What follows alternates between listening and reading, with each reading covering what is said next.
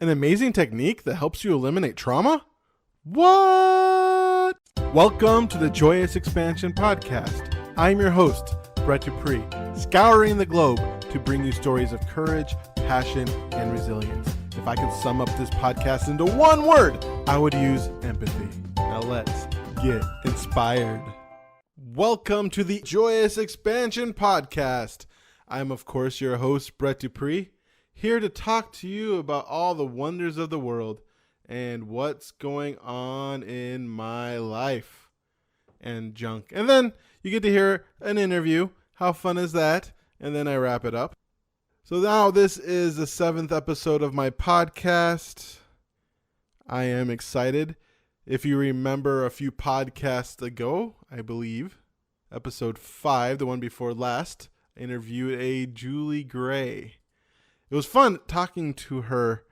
If you were wondering about her, she did it. She was talking about going out and talking to some places to put in her products. And she did it. And it looks like this September, you might see some extra product from Julie Gray. How exciting is that? You know, one of the benefits of editing is the fact that I kept on calling her Julie Grimm when I was recording my parts because I interviewed Julie Grimm before, having two Julies that both start with a G. But luckily I edited that out, so you didn't know until I just told you. But it is amazing to me to see people's growth. I love seeing people's growth. That's something that's really kept me going on in this business, even though I haven't had the success that I've wanted to. As I've pushed forward, I still get inklings. There's this TV show called Crazy Ex-Girlfriend, and there's this song about this. There's this girl who's in love with this guy named Josh, and they start kind of sort of hooking up at one point. But Josh is treating her pretty much like crap because he's a very selfish person. More self-centered than selfish. He's actually a decently nice guy, just kind of narcissistic. Well, anyway. She has this song where she talks about love kernels, those brief moments that make it all worth it. And that's what it feels like it's been for the last 8 or 10 years. I just get these success kernels, people I've talked to, people who I've had interactions with. And because partly, I always say partly, because all I can do is just be there for someone, which is a lot. I'm one of those people who believe that you are your own guru, that any change you made is because of yourself, but not in the sense of pull yourself up by your own bootstraps, because I believe that's BS. There is no such thing as a self-made millionaire, self-made success. That is a bunch of crap. Might be like 1 or 2 in the history of this world, but most people had someone to help. Most people had someone to lean on. Most people had someone to give them that amazing advice or someone to learn from. There's not a trailblazer who did it all. Heck, generally they had to learn a language from somebody. Technically, that's helping. But I do believe that it is you who makes the decision. Because when you give all your credit to somebody, if that somebody turns out to be a sham or take advantage of you later, all the positivity would go away because you gave your power to another person. So that's what I mean when I say that she did it because she deserves all the credit. All I did was support her. All I did. But it is so exciting to see success. I mean, that's one thing that's kept me in the Toastmasters for the last 8 years, watching people grow, watching people get better. And one thing I'm doing is starting my own Toastmaster club. We have, at this point, the 2nd meeting. Generally, when I record this is the first meeting, but I'm actually recording this on Wednesday, the night it goes out. Luckily, I don't have any people who are waiting for this every week. Maybe I should talk about myself like I'm a huge success already. What you think about expands. But here I am.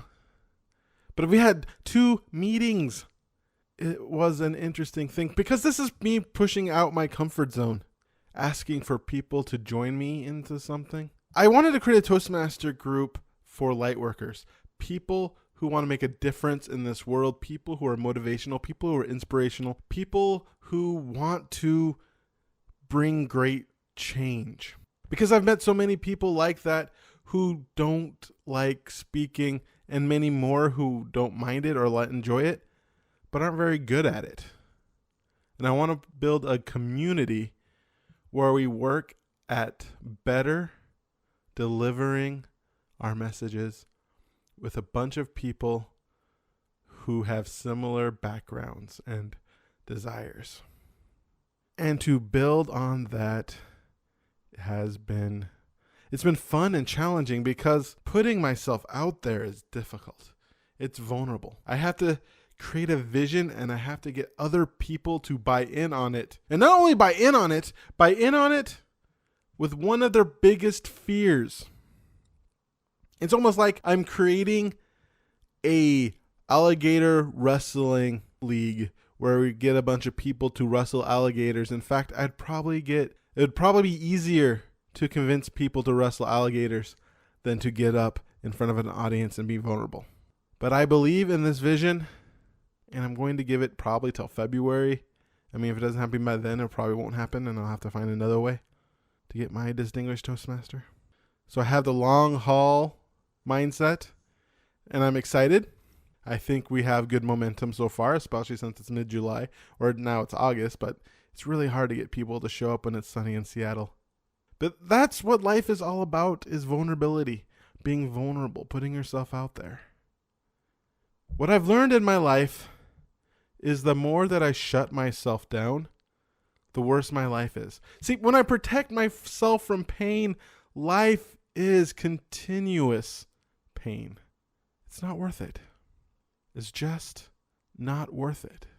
This dull pain, and you don't truly get to feel joy. You don't truly get to feel happiness. You don't truly get to feel the ups because you don't let yourself feel the downs. And you try too hard to protect yourself from getting hurt, from being scared, from not pushing against your fears. Then you live your life afraid in a prison. And I say this because I know that's how I spent my 18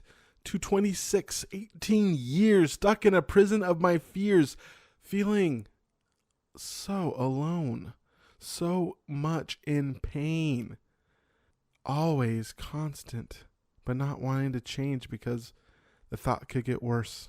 And since I have changed, I felt pain, I felt loss, I felt the sadness of a Trump presidency still going.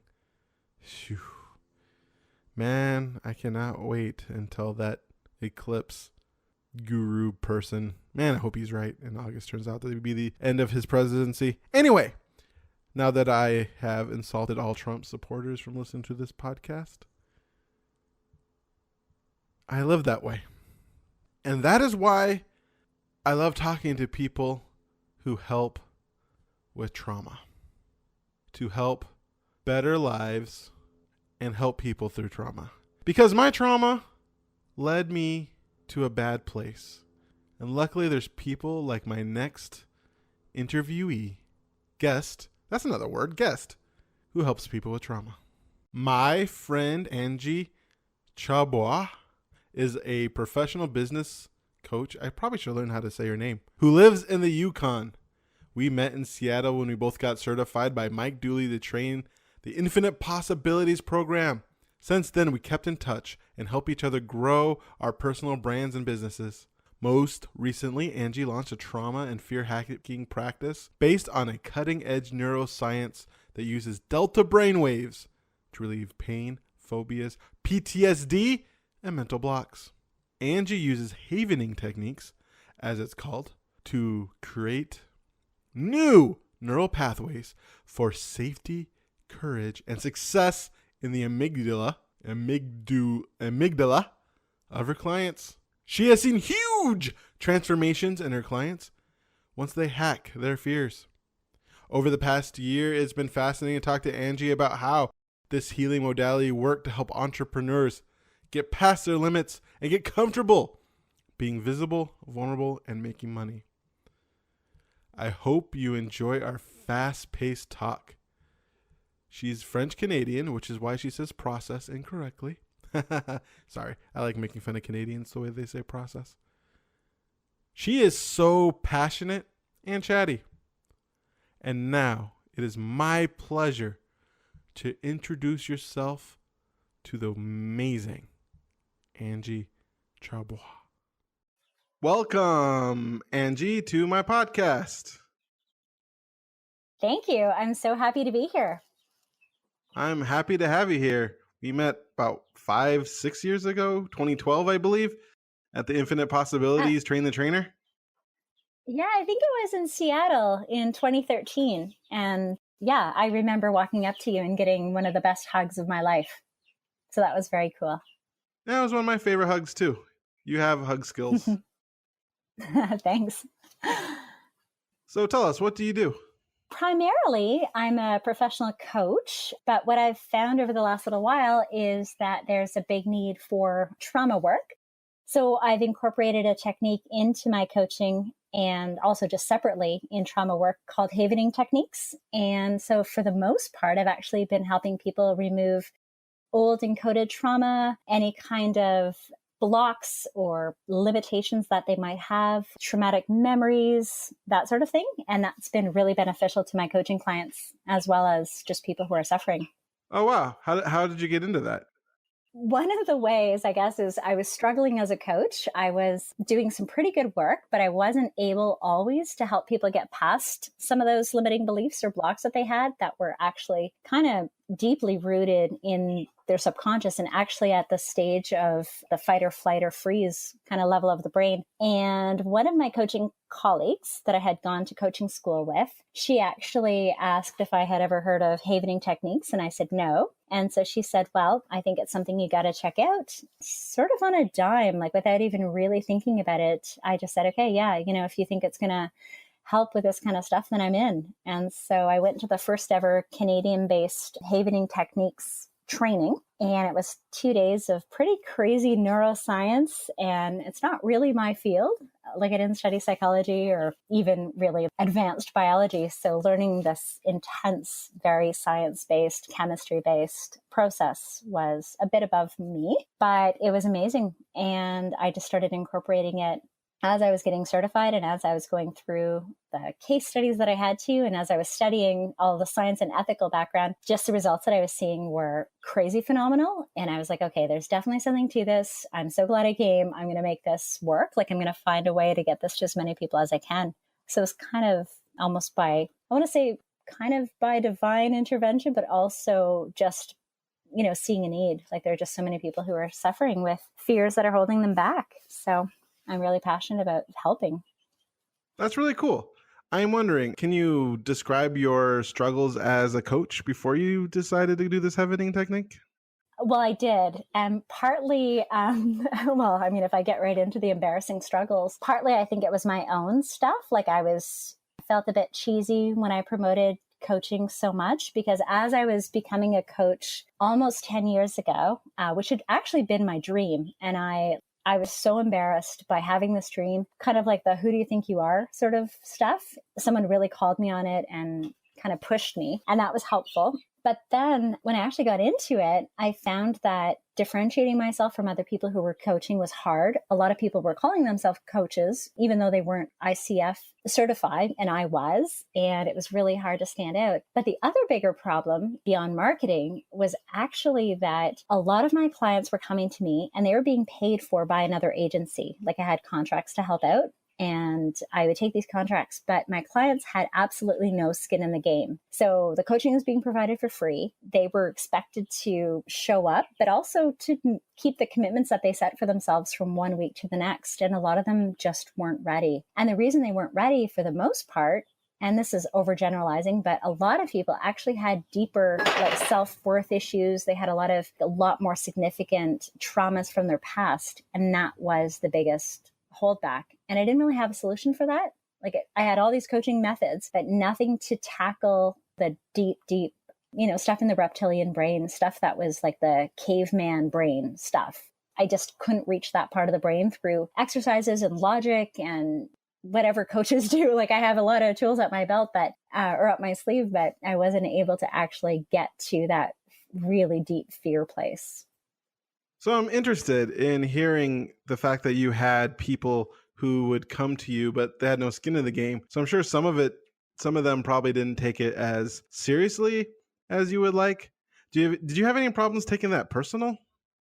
Not really. I mean, I've fired clients, which doesn't sound very nice, but there have been clients that it just hasn't been a good match. They've wanted change, but they've actually wanted me to do the changing for them. And it's just, coaching is just not really that. It's, it's a hugely beneficial helping tool and strategy tool and a support and a cheerleader and someone who's going to help you understand, well, what I believe is personal power, all the possibilities that exist, places where you can pivot and choose differently, and just really help to retrain your mind. But when people were coming to me and they were absolutely to the point, and I mean, I'm maybe for the most part, like my examples are a little more extreme because I live in a community where there were people who were really struggling and they had tried everything. So coaching was almost their last resort. And a lot of them had already given up. I knew I could help them if I could get them to believe that they were worthwhile and something else was possible. But that piece was really, really hard. And the reason that was so hard, now that I know what I know, is that they actually were never told that they were worthwhile. They just had absolutely no foundational belief that they were worthy, that they were important, that they were lovable. And a lot of that actually stemmed from really early trauma. Some of them didn't even recall the trauma. Even if I had been able to ask them about it when I was just a coach, they wouldn't have recalled it. There are some people who, like, literally, I was one of the only people in their lives that was trustworthy, that, didn't swear or abuse them in some way or fail to show up or something. I was sometimes the only person. So if you can imagine, like, not being able to trust anybody in your family, having lost a lot of friends to suicide or drug addiction or whatever, all the stuff, all the social problems, and then just have people betray your trust over and over again or treat you badly or whatever it is. So some of my clients at that time were kind of on the edge. I was sort of their last resort. And the problem with coaching is that it just wasn't exactly the right tool to heal the trauma. It'd be a life-changing tool if you believed your life could change. But if you don't, then you're just really going through the motions. It was a little bit, emotionally, it was a little bit hard on me for the sake of, I really like helping people. But I didn't take it personally because from a social perspective, I knew what these people were facing. I knew their lives. I knew the history, a lot of the history. I could see that they were really struggling and I was frustrated. But I didn't ever doubt coaching per se. And I didn't really doubt my ability. I just doubted, well, and this isn't really fair to say because I know a lot of counselors with really their hearts in the right place. But I doubted that if I referred them out to counseling, that they would come back in any reasonable time to actually achieve what they wanted, because counseling is long for trauma. It's really not a very effective way to resolve trauma in any quick fashion. The only ethical thing I could do was refer them out to counseling so that they could deal with the trauma. But often that was such a long process. Most of them haven't actually resolved the trauma, so they're not back. Anyway, sorry to start things off on a depressing note, but that was like a really big challenge I faced. And yet some of those people were the ones I really wanted to help. But there are also other clients that I've helped and that I've wanted to help that are really high achievers, and Havening has helped them too. So, there's definitely both streams. So you're talking about earlier how you felt silly promoting coaching? That I felt silly coaching? Yeah, the marketing. Not coaching, but the marketing. Oh, well, I definitely struggled with the marketing because I felt like everything that I said about coaching sounded like everything everybody else was saying. And my life wasn't in perfect shape. So there was a part of me that was, here I am. I know I can help people because I have a lot of case studies, done the work. I went to a really good coaching program. It was like very ethical, very high standards, really good tools. And yet, my life was still kind of, I don't want to say, messy, but it was a little messy at that time. And I felt, okay, so if I can't really demonstrate that I've got it all figured out, which I don't think anybody expects, but as a new coach, you think you have to have everything sorted so that you can actually wave a flag that's like, hey, listen to me, I know what I'm doing. So there's that piece, like that authentic, honest piece where I felt like I wasn't sure how to position myself. And then there are so many people offering so many coaching services, and I didn't know how I could really differentiate myself because I didn't do a great job of establishing the niche I wanted, or niche maybe as Americans call it. But I didn't have that really well defined because in my view, coaching could help so many different people. And I had used it on leaders. I had used it on writers, on speakers. I'd helped people launch businesses. Like I had some success under my belt, but it was kind of scattered across all sorts of markets. So I didn't do a great job of marketing and I was shy about it. I guess the other piece of it, I would say, is when I used words that were aligned with coaching or what I thought was aligned with coaching at the time, I sounded super flaky. And I had always done these pretty serious jobs and I could negotiate, stand across from people, give them HELL. Like I absolutely have a really strong voice and I've achieved a lot of pretty neat things for considering where I live and who I am. But every time I used coaching type words, I felt like I sounded like somebody who, I don't know, was doing this from their mother's basement high all day. I was like, these words just don't sound like business words to me. I guess that's where part of the struggle came from. It all sounded super flaky. And I couldn't believe anybody would pay me based on the ads that I was writing. And the ironic thing is, I spent years in journalism. I was an ads writer. I used to be like in marketing. I've been in like high level marketing and political positions. And for other people, I had absolutely no problem writing for them and making them sound like incredibly credible and just really serious if they needed to be and also approachable. But I could not do it for myself. And I think one of the silliest things is that I never asked for help. And like that's still boggles my mind when I think about it now. Like I'm like, why on earth did I not reach out? I have so many brilliant friends. Like, why didn't I get someone to do this for me? But, there's a lot to learn in entrepreneurship. So I'm certainly still learning. Oh, yeah, it's definitely a learning game. I mean, there's a lot to learn, especially how to ask for help. Because I've noticed about my business, my business is me, and there's just blocks of the vulnerability in a way to ask people to help me out with it. Mm-hmm. Well, I think we're alone a lot, when we work for ourselves and we're entrepreneurs kind of alone in a service industry trying to help other people. It kind of feels like we should already know everything there is to know if we're trying to help other people, which is really false. And a lot of people have helped me understand that is the craziest thing, but I still get stuck into, I still on occasion get stuck into that. But also I think because I work alone. Like I have a building on my property. It's like a 12 by 12 office, which right now is a chicken hatchery. So that's why there's peeping and chirping in the background. But the idea that when you're in an office with a group of people or when you're even in a collective studio, like a co-space, there's always someone who's going to set you straight to some degree. You're going to get some sort of honest feedback or support. And alone, it's like this extra effort to actually go, okay, hang on. Am I even on the right track here? Or is there a better way to say this? Or better yet, is it me who's supposed to be even doing this? And because there's not naturally someone to delegate to, like there used to be in other parts of my life, I sometimes just get sucked into doing something that is absolutely not my zone of genius. And I would definitely say it's common. So many of the entrepreneurs that I help, with coaching or even like with havening, like helping them just get straight. Because when you do enough of those little mundane things that you're really, really not good at, you start to feel like you're never achieving anything and that you're not brilliant at all because you're never in your zone of brilliance.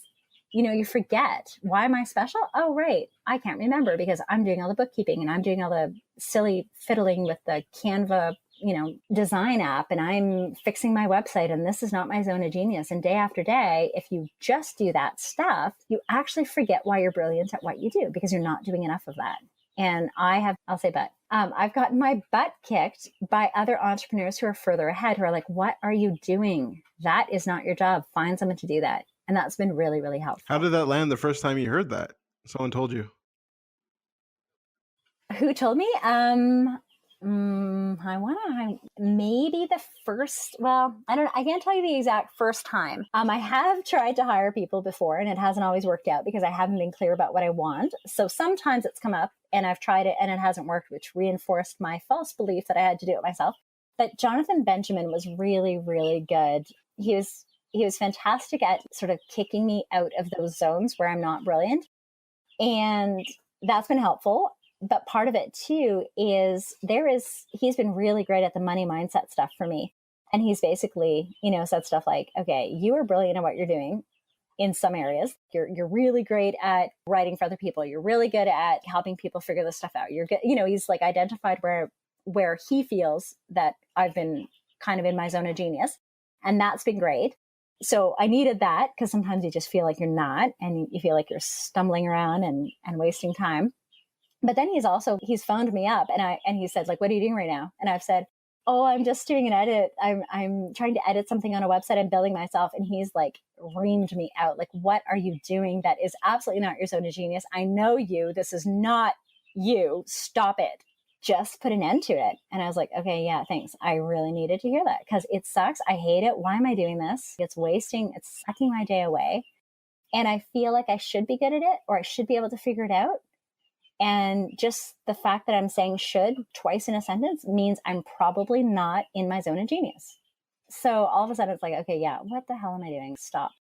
That's been good, because we all know the weeks go by quickly, the days go by super quickly, and there is only so much time, but there's a ton of money in the world. Like, there's no shortage of money. There's a new millionaire every, 22 minutes or something crazy. There's a new billionaire every week or something like that. And here I am, not giving someone whose zone of genius is, just as an example, building websites, because I want to not help people in my zone of genius, because somehow I feel like I have to be good at everything. It's the craziest thing. And I really started to call myself out on it and really just be like, no, stop. That's crazy. That's ridiculous. Stop it. Just don't. So I'm definitely getting better. And Jonathan was absolutely, he said it in a way that I had to hear. Like, he said it just so abruptly. And I was like, yeah, you're right. This is dumb. What am I doing?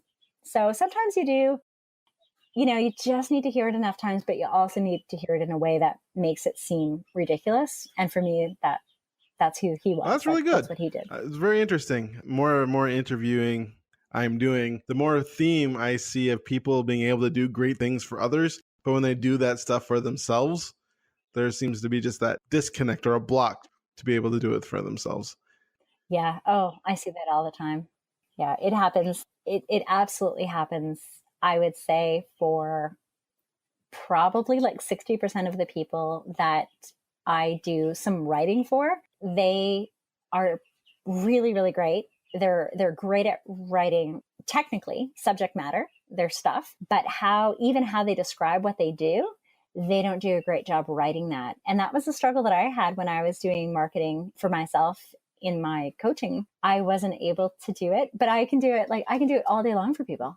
And it's really funny. Like, I think that's an interesting thing, how much we struggle to explain or to clearly like get our egos out of the way and just state what we do and why it's important and how it can help. Because I guarantee almost every single person that I know who's in business, maybe not a giant, conglomerate that is based in some giant city with, 10,000 employees, but everybody that I know who's an entrepreneur actually really does it, cares a lot about doing it for the impact they're making, for the difference they're making, for the help that they're providing. Like, nobody goes, yeah, I'm doing this because I might make more than my job. I've never heard one entrepreneur ever, ever, ever say that.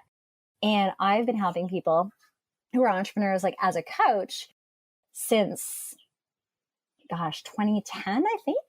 And then before that, I was doing other work with entrepreneurs, and no one has ever said it's about the money. And here we are struggling to explain what we do, and we can do so much good, and we stumble. And I really do think that it's that fear of being judged. And back to havening, like, that is one of the biggest things that comes up in havening, is this fear of being judged, this like worry about standing out in a way that it causes negative attention, or in a way where the attention that they get isn't in line or doesn't match up with how they feel about themselves, because they're so critical. And there's this sort of worthiness and fear of judgment theme that kind of weaves its way through, most of my entrepreneur clients, even in havening. And I mean, we resolve it, but there's definitely, I'm sure you're seeing it, and I definitely see it. Oh, definitely. In my practice. The standing out, the judgments. I mean, a lot of times it's so much easier to pay attention to the negative feedback rather than to look at all the positive feedback.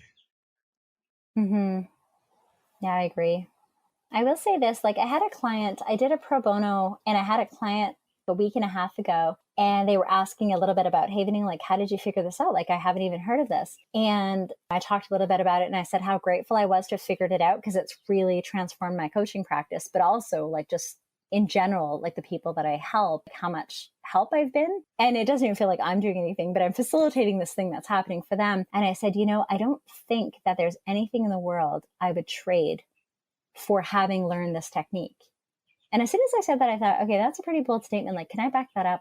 Is that for sure? And then I started thinking about all the things that if I had a magic wand, what would I change in the world if it meant I could never do havening again or havening didn't exist? And there wasn't one thing. And I'm a pretty passionate advocate for animal welfare, children, foster kids, so many things.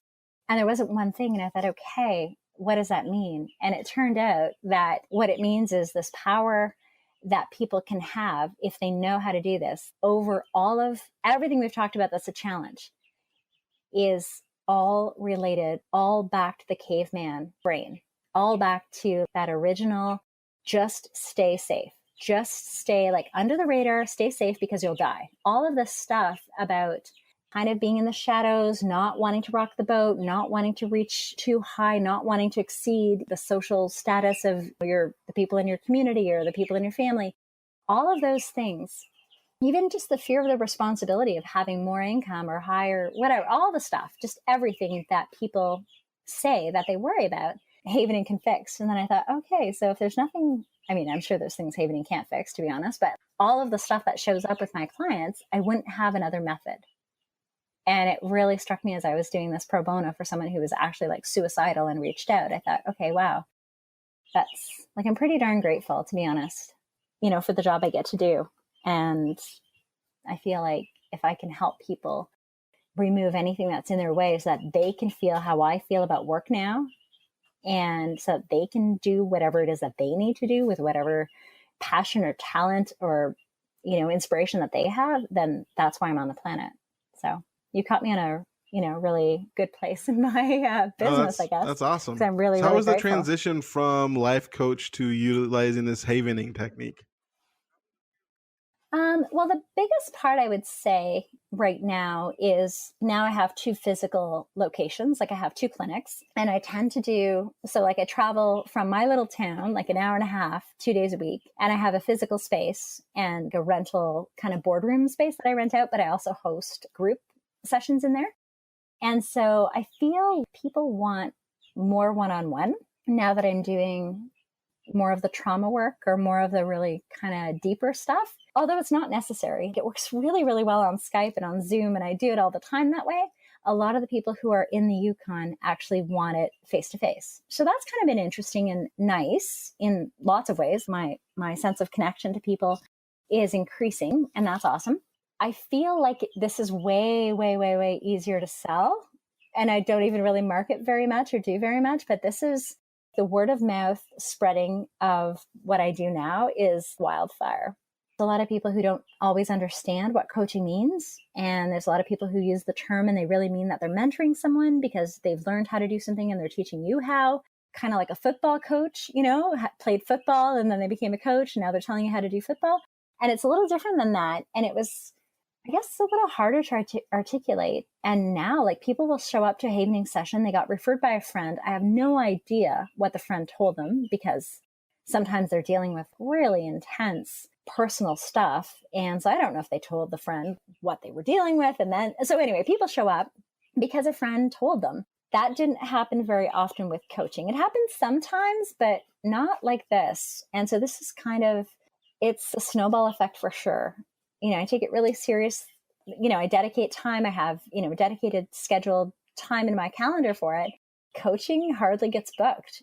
To be honest, right now, I'm kind of okay with that. There's such a huge number of people who have phobias or fears or PTSD or compassion fatigue or whatever it is. Like, there's just so many things that are going on in people's lives that if this is the priority and this is making people well, then I'm okay with that too. Because once people are well, then they're going to go find a coach or they're going to come back to me for a coaching or some sort of program that I offer. That's really going to help them do the thing they need to do.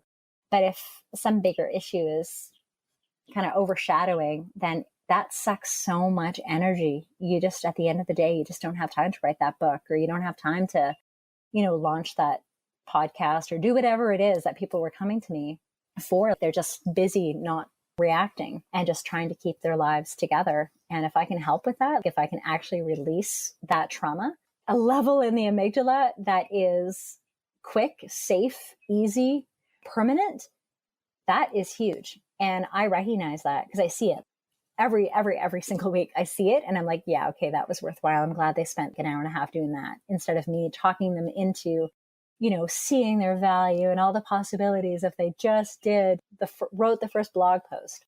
Like, it seems trivial in some ways to rush coaching when I know there's trauma. It's completely changed everything about my business, actually. I will say that. And it feels like coaching was the gateway to getting to this place.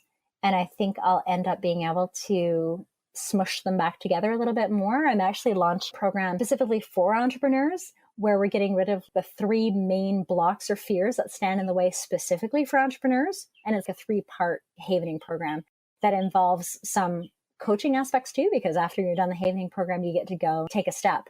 But I know what most entrepreneurs are afraid of to some degree, whether they will call it a fear, lots of them will call it a reason, and it'll be really justifiable. For the most part, it boils down to that fear of judgment and standing out and being just a bigger target, that sense of worthiness, because they have the who the hell am I to think I can do this, and gives me the right to break out of the norm. And then they have the actual fear sometimes of, what if I fail? Like, oh my gosh, my family counts on me, or I have to support myself. And there's this whole safety, like the real fundamental, can I feed myself, put a roof over my head, safety stuff. Lots of times they're totally fine and they're supported financially, but it's still that fear of being dependent or all of that stuff. And sometimes you actually need a little bit of that to really light a fire under yourself when you're an entrepreneur. But if you have too much of it, then you're just paralyzed and you stay in the job that you're in. If you stay in that job too long, there's no way you're getting out. Worse, sometimes you actually become a non-contributor or a toxic energy in the place you're staying, because you're staying for the wrong reasons. You're actually staying for money. So that's kind of a double negative right there. That's a program I'm just writing right now. I'd like to launch that and make it really accessible for people, because a lot of people can't pay the rate of a private havening session because there's such a consistent theme. It's be a really, I think, a fairly beneficial group program. So I'm working on that. That sounds very exciting. Can you spend a few minutes to give a basic of how havening works? Yeah. So it sounds a bit flaky when I describe it. Trust me, it's based in neuroscience and it was developed by some doctors in New York.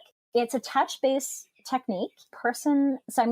I'll describe it as though it was like an online session. The person on the other end will be on a Zoom or a Skype call. And so I'll see them, they'll see me. And I basically start off the session by describing what the motions are that they're going to use to touch themselves. It's the hands, like rubbing the hands up and down, kind of in a prayer position, but just like stroking up and down. Because you can switch hand touching locations across the eyebrows, kind of like a hand, or sort of like a face wash with your hands, just across your brow and your upper cheekbone. Or you can do this one as well, your upper arms from your shoulder down to your elbow. So you're just stroking down, like 1 second strokes, and then you're lifting your hand and starting up at the shoulder again. So basically the whole session, people are touching one of these 3 places or circling through, and so am I. So I'm in delta state, they're in delta state, because the touching places that we're using actually create delta brainwaves. After about the 5-minute mark in the session, they're actually in delta state, but they're totally conscious. They have full ability to recall and talk. They can use logic. They can do whatever they want. But the really cool part is that they're actually it feels like you're kind of in a relaxed state, but you have hyper access, I want to say, to memories and feelings in a way that's a little different than conscious thought. If you recall in your daily life something terrible that happened to you, you're probably going to trigger some of the original bodily responses. If you think of something very, very stressful or painful from the past, you might get the excess beating heart rate. You might get like tight in your stomach. You might get sweaty hands. And you're actually recreating a lot of the chemical and electrical processes in the brain of the original trauma. is you're actually strengthening that neural pathway. But in the delta state, when you recall those things, you're actually weakening that response. And what we're actually doing with the chemical and electrical process happening in delta state is removing that encoded memory, which is a little like, it's an AMPA receptor on the amygdala. But really what I call it is, it's almost like a receptacle that you plug in, like you have an extension cord or a cord for a blow dryer and you're plugging it into the wall. That AMPA receptor is like the plug. And when you get triggered, you're plugging it in, you're completing the circuit and you're getting the response. But if we get rid of the plug, there's nothing to plug the trauma trigger into. Like there's just nothing. It's, you might see a dog and you're afraid of dogs because of some terrible memories and some terrible things that happened. You're not triggered because there's nothing to complete the electrical circuit. And the brain is such an electrical and chemical hotspot that basically we're kind of reverse engineering the trauma. People will start a session knowing usually what's bothering them. They might not always remember the original cause because it might have happened before their memory really is functional. So it could be something really, really early on.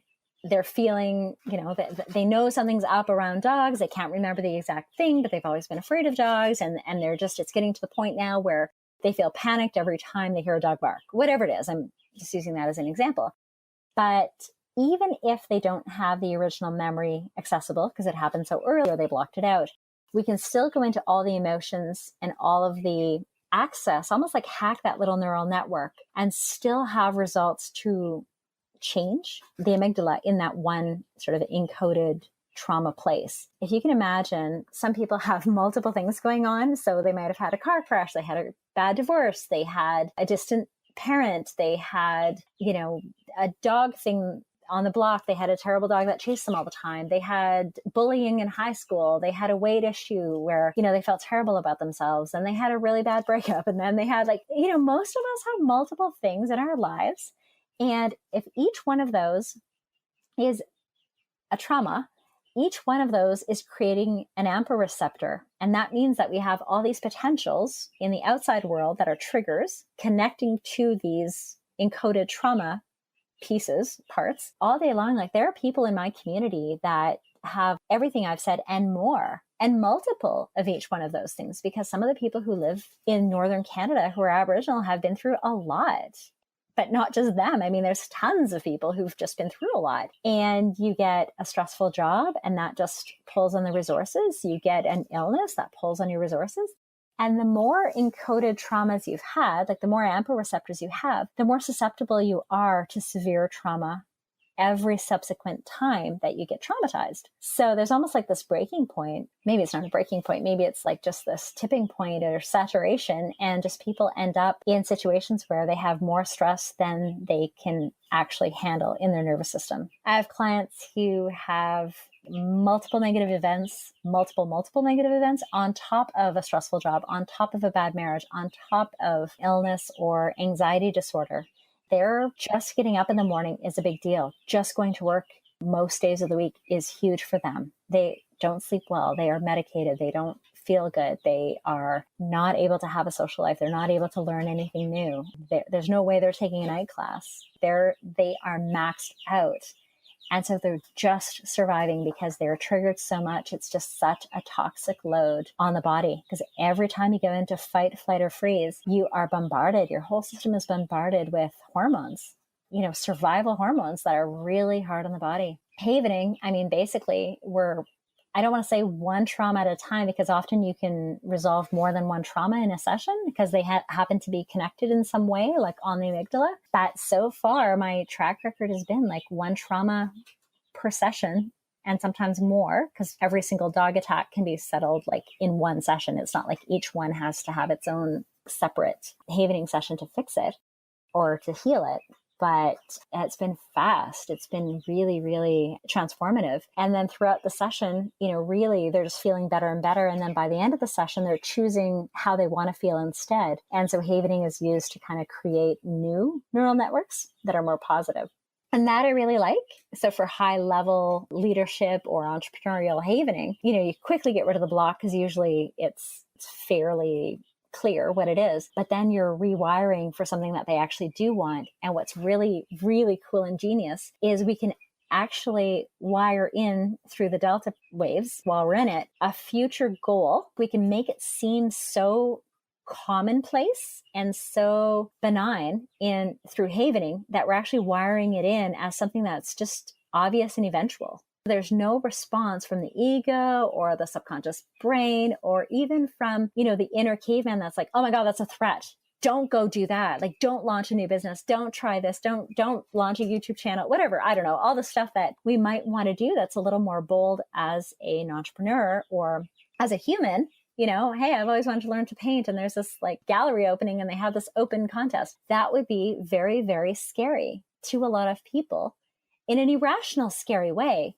But that fear of being out there and being exposed and being ridiculed or being embarrassed is really huge. And it's connected to the reptilian brain. A lot of people don't pursue and don't try, partly because of that stuff. So what I do is I kind of normalize that stuff through the havening process, and I map it in as though it's just kind of encoded and wired, and it's not perceived as a threat. Like, it's just like, yeah, of course you're going to, do YouTube. Sure. Like, let's talk about all the ways that doing YouTube is like mainstream. It's safe for you. It feels good. Like, what are all the things you want it to feel like? Okay, let's practice feeling that right now and wire it in. It's been really, really cool that way. To be honest, I want to do more of that because it's extremely powerful.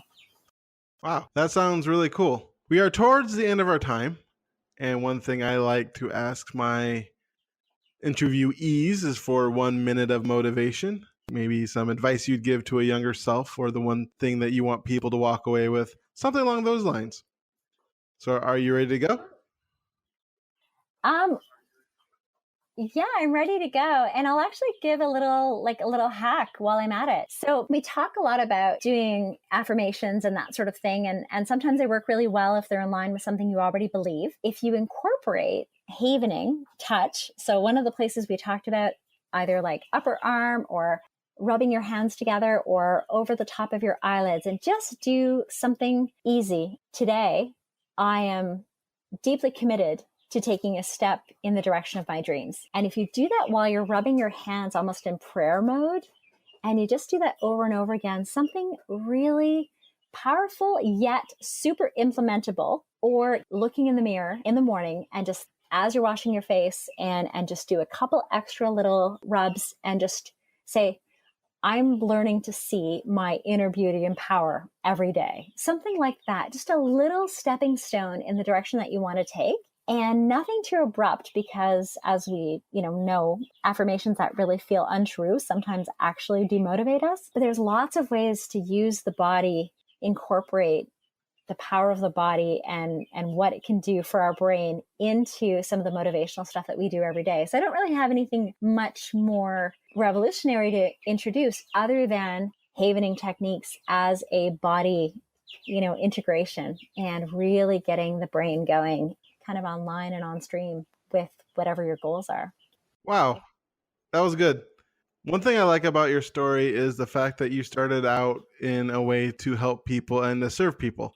And unfortunately, that didn't set up your desires in the way that you wanted. Well, maybe not unfortunately, because you kept at it.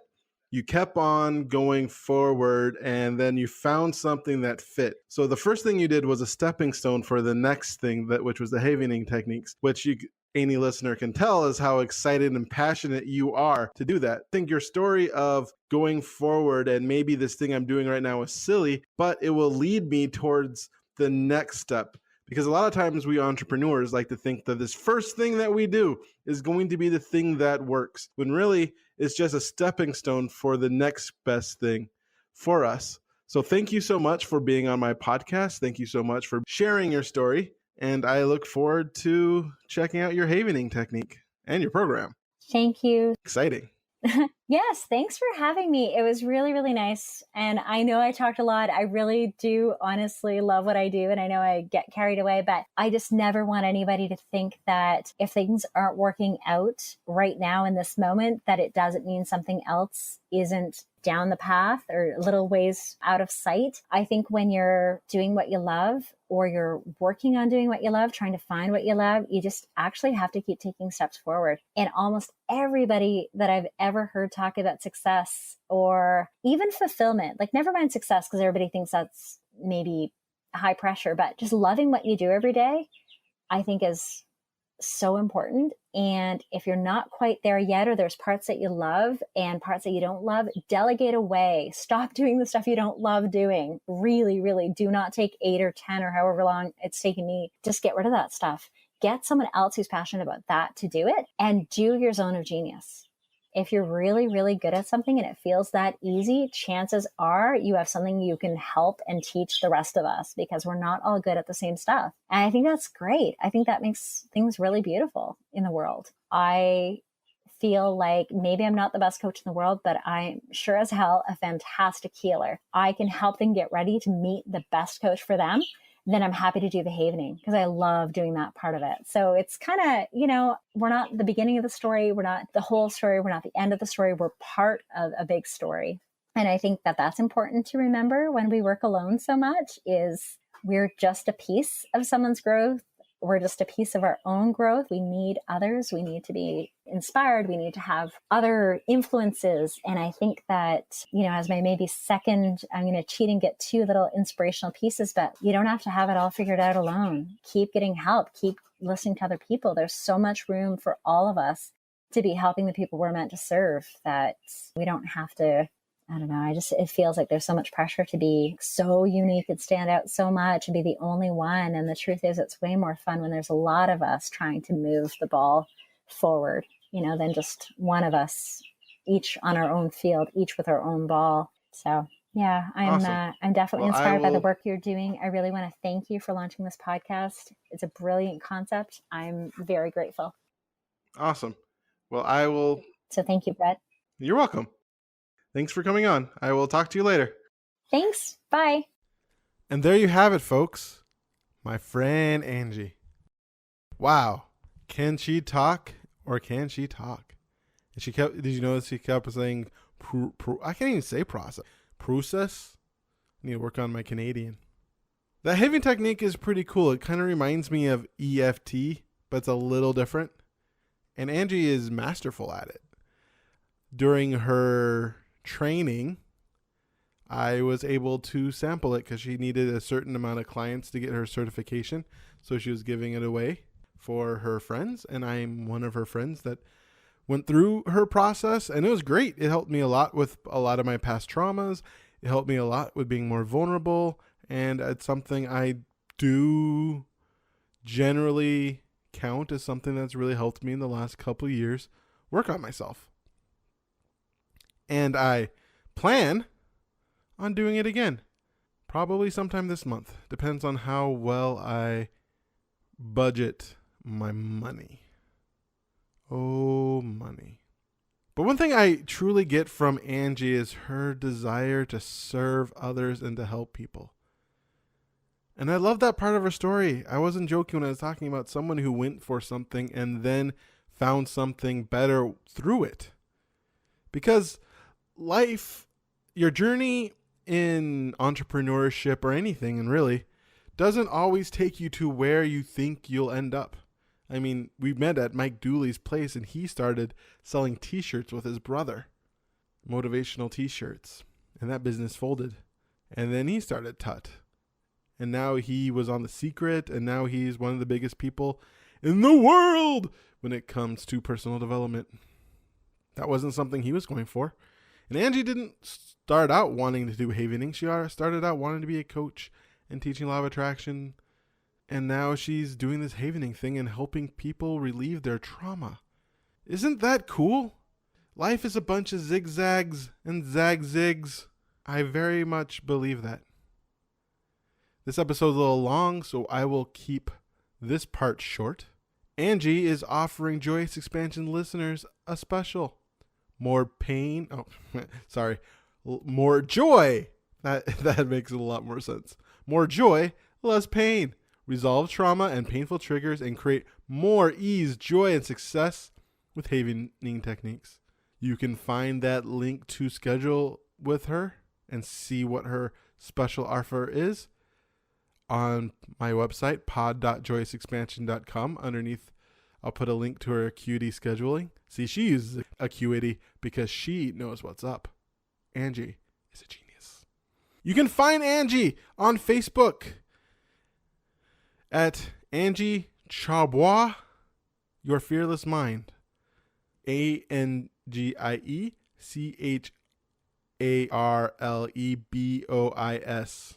HTT. Oh, I'm not going to do HTT. You can find her at www.facebook.com, Healthy, Worthy, Wealthy. Or by emailing her at hopehealshine@gmail.com. Those are very easy to remember links. Why did I choose Joyous Expansion? Just kidding. If you enjoyed this podcast, you can check out more at pod.joyousexpansion.com or wherever podcasts are found. If you have looked for it at a place that you couldn't find it, tell me and I'll put it there. You can tell me, or if you have any questions, you can email me at brettdupree@joyousexpansion.com. That's BRE 2 T's, DUPR 2 E's @joyousexpansion.com. And if you see Sexpansion, you know you spelled it correctly. You can download a free ebook at joyousexpansion.com and find more information about yours truly, if you'd like. If you think, man, I would like to give Brett Dupree some money and I also need a great way to schedule people, you can go to his website at pod.joyousexpansion.com, and there you see an affiliate link for Acuity Scheduling, what I use to schedule. And as somebody who gets easily overwhelmed over scheduling, Acuity Scheduling is amazingly awesome and easy, and I love it more than something really funny than R2-D2 loves being a jerk to C-3PO. Was that funny? I thank you again for listening to this podcast. I am Brett Dupree, your Joyous Expansion Life Coach, champion of authentic joy, catalyst of transformation, person with the most titles ever. Take that, Daenerys. And once again, I remind you to be love, to be joy, to be awesome. Now play my jingle. JoyousExpansion.com. JoyousExpansion.com. Come and say hello to Brett Dupree. He is an inspirational life coach, good for you and good for me. He turned my life from grey to blue, I'm sure he'll do the same for you. Get in touch and you'll see your life will change dramatically. JoyousExpansion.com. JoyousExpansion.com. Yeah.